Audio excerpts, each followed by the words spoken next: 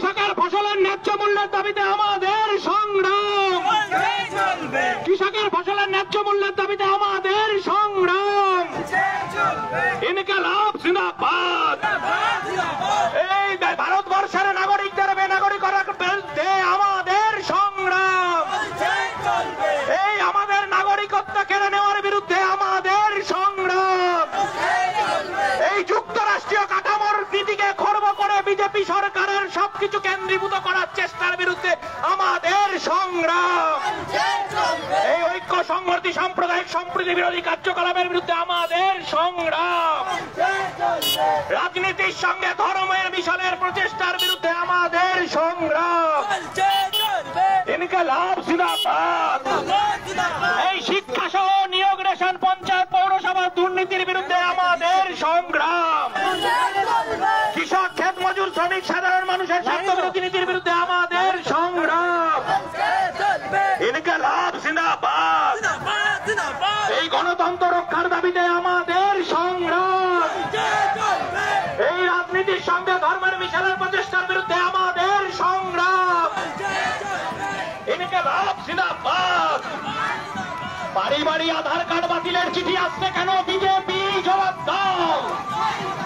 এই সিএনআরসির বিরুদ্ধে আমাদের সংগ্রাম, এই সিএনআরসির বিরুদ্ধে আমাদের সংগ্রাম, এনআরসি মানছি না, মানব না, এই সিএ বাতিল করার বিরুদ্ধে আমাদের সংগ্রাম, দুনিয়ার মজদুর, দুনিয়ার খেটে খাওয়া মানুষ, দুনিয়ার গরিব মানুষ এই আধার কার্ড বাতিলের চক্রান্তের বিরুদ্ধে এলাকার সমস্ত মানুষ এক হয়।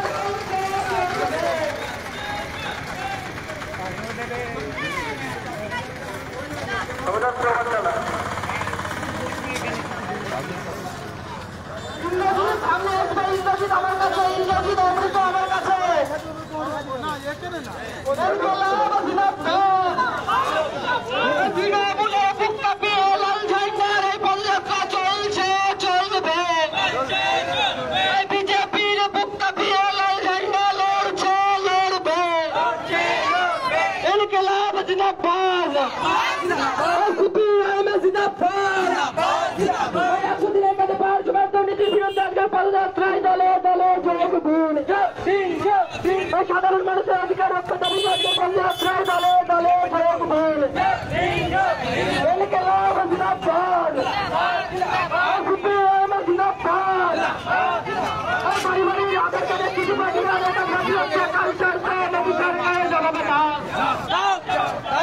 চিঠি পাঠিয়ে আধার কার্ড বাতিল হচ্ছে কার স্বার্থে? মোদী সরকারের জবাব দাও। জবাব তোমায় দিতেই হবে, ছাড়তে হবে। ভারতবর্ষের নাগরিককে বেনাগরিক করা কার স্বার্থে? মোদী সরকারের জবাব দাও। এই জবাব তোমায় দিতেই হবে, ভারতীয় নাগরিকদের বেনাগরিক করা কার স্বার্থে? মোদী সরকারের জবাব দাও। ইনকিলাব জিন্দাবাদ, সিপিএম জিন্দাবাদ। 100 দিনের কাজে 500 দুর্নীতি কার স্বার্থে? দিদি মোদী জবাব দাও। ইনকিলাব জিন্দাবাদ। পঞ্চায়েতে কুকুর কথা ভাঙতে আজকের পদযাত্রায় দলে দলে যোগ দিন। চাকরি খেয়ে রাজ্যে 500 দুর্নীতি কার স্বার্থে? রাজ্য সরকারের জবাব দাও। ইনকিলাব জিন্দাবাদ, সিপিএম জিন্দাবাদ। লড়াই করে বাঁচতে চাই।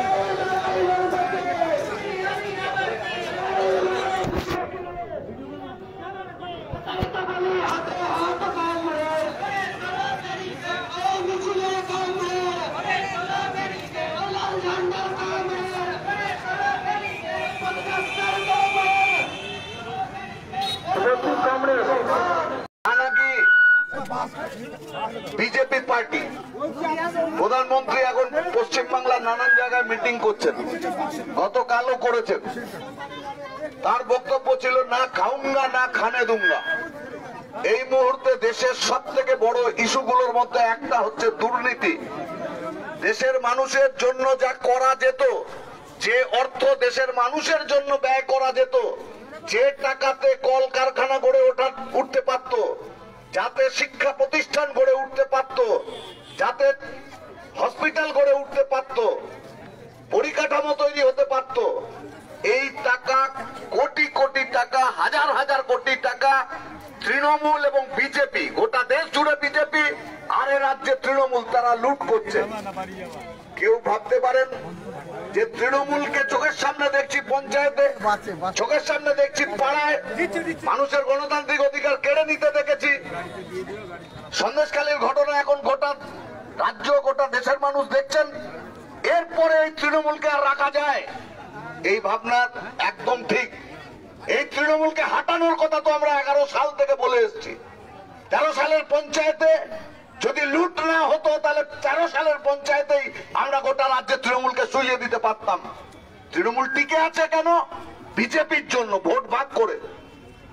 কিছু মানুষ মনে মনে তৃণমূলের উপর এত বীতশ্রদ্ধ হচ্ছেন, তারা মনে করছেন বোধহয় বিজেপি একটা ভদ্রলোকের পার্টি, শুদ্ধ পার্টি, দুর্নীতি ওদের মধ্যে নেই। আমরা সেই মানুষের কাছে বলতে চাইছি, আপনি যুক্তি, তথ্য, তার উপরে দাঁড়িয়ে বিচার করুন। আমাদের দেশে যেমন সারদা একটা কেলেঙ্কারি, কয়লা একটা কেলেঙ্কারি আমাদের রাজ্যে, নিয়োগ যেমন আমাদের রাজ্যে একটা কেলেঙ্কারি, হাজার হাজার কোটি টাকা, ঠিক সেরকম 16,000 কোটি টাকার একটা কেলেঙ্কারির নাম, একটা চুরি দুর্নীতির নাম হচ্ছে ইলেকটোরাল বন্ড। বস্তুটা কি? আমজনতার কাছে ইলেকটোরাল বন্ড অতটা বোঝার মতো ব্যাপার না, কিন্তু স্বাভাবিকভাবে মানুষ জানেন আবাস যোজনার টাকা চুরি হওয়া কিভাবে চুরি হয়, এটা মানুষ জানেন। ইলেকটোরাল বন্ড মানে হচ্ছে যে ইলেকশন কমিশন, তার কাছে এই হিসেব দিতে হবে না পলিটিক্যাল পার্টিকে সে কার থেকে টাকা পেয়েছে, আর যে লোক টাকা দিচ্ছে কোন পার্টিকে তাকে জানাতে হবে না সে কাকে এই টাকাটা দিয়ে দিচ্ছে। অর্থাৎ বেকার যুবক কাজ পাচ্ছে না, সেই যন্ত্রণা, আধার কার্ড বাতিল হচ্ছে, মানুষের প্রতি মুহূর্তে যে মানুষের যন্ত্রণা, স্থায়ী পদযাত্রীরা তারা আজকে পায়ে হাঁটছে মানুষের দাবি দেওয়ার জন্য। যে মানুষের অসুবিধা হবে তাদেরকে বলবো একটুখানি সময় ব্যয় করে আপনারা একটু দাঁড়ান। আমাদের কমরেডরা চেষ্টা করছে আপনাদেরকে ছেড়ে দেওয়ার। এই বাজারে আমাদের এই ছোট্ট সভায় আমাদের পার্টির নেতা, আমাদের পার্টির রাজ্য সম্পাদক মন্ডলীর সদস্য কমরেড পলাশ দাস এই সময়ের রাজনৈতিক পরিস্থিতি এবং আমাদের এই মিছিলের তাৎপর্য, এই পরিপ্রেক্ষিতে আমাদের এই বাজারে কিছু কথা বলার জন্য অনুরোধ করছি।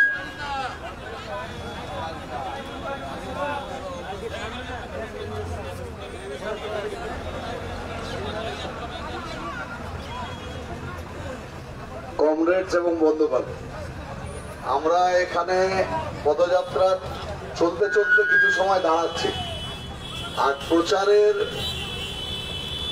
প্রচারের মধ্যেই এই একটু সময় পথ আটকে পথসভা, তা হয়তো কিছু মানুষের কিছুটা অসুবিধে ইত্যাদি হবে, তার জন্য একটু দুঃখ প্রকাশ করছি।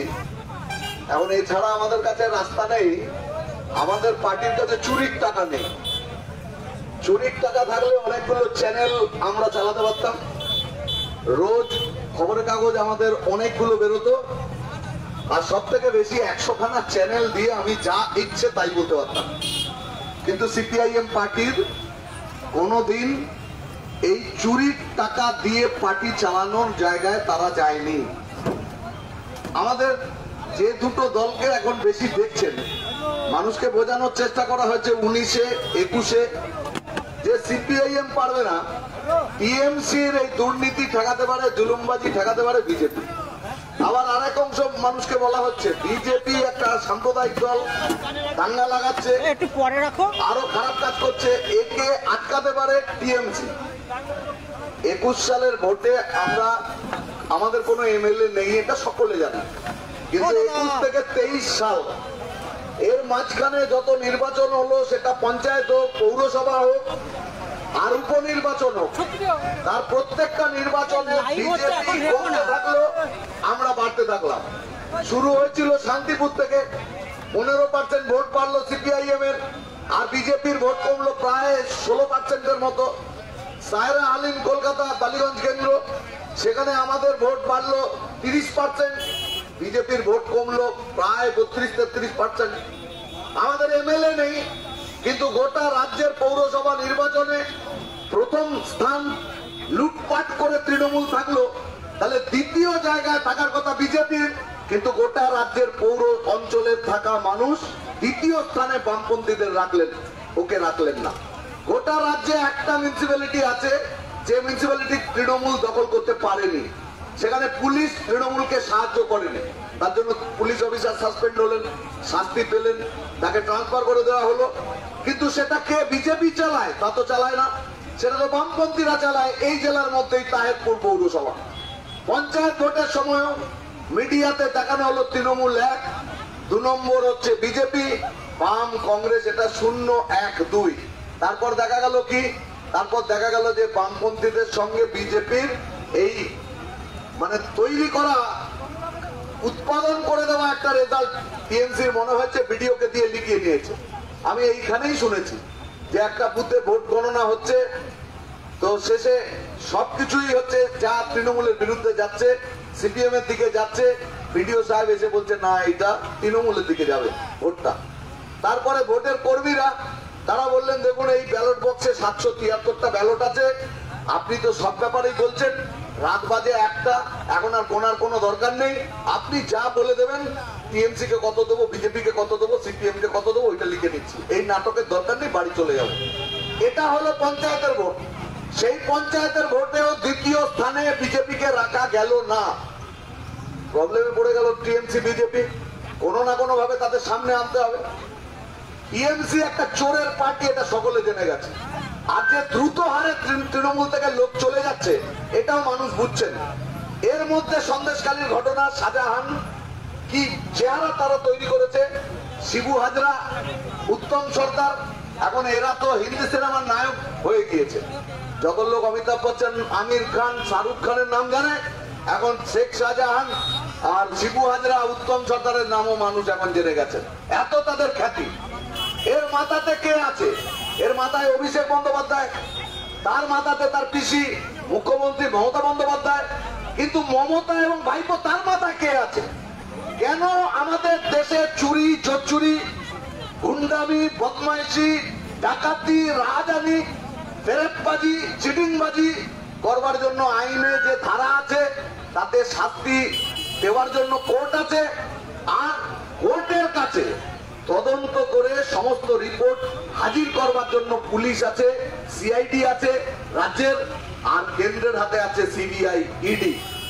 যদি রাজ্য পক্ষপাতমূলক হয় তখন কোর্ট আদেশ দেন, নির্দেশ দেন সিবিআই কে এই মামলা দেওয়া হোক, এই মামলা ইডি তদন্ত করুক। তাহলে এগুলো কার হাতে আছে? পুলিশ আর সিআইডি মমতার হাতে আছে, সিবিআই আর ইডি মোদির হাতে আছে। দল ভাঙানোর জন্য থানার আইসি কে ব্যবহার করে মমতা, আর রাজ্য দখল করবার জন্য, সরকার ভাঙবার জন্য বিজেপি সিবিআই আর ইডি কে ব্যবহার করে। সিবিআই আর ইডি বিজেপির আবার তোলাবাজিতেও চলে।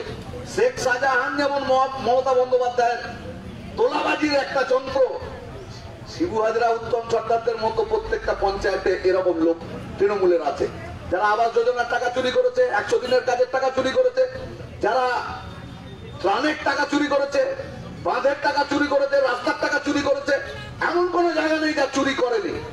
এটা হচ্ছে আঙুল, বুড়ো আঙুল দেখানো হচ্ছে আইনকে। তাহলে মমতার কাজ হচ্ছে আইন, মুখে বলবে আইন, আইনের পথে চলবে। ও আইনকে না মেনে যাচ্ছে তাই ভাবে চুরি, দুর্নীতি, জুলুমবাজি, আধিপত্যের রাজত্ব কায়েম করেছে, মানুষের অধিকার কেড়ে নিয়েছে।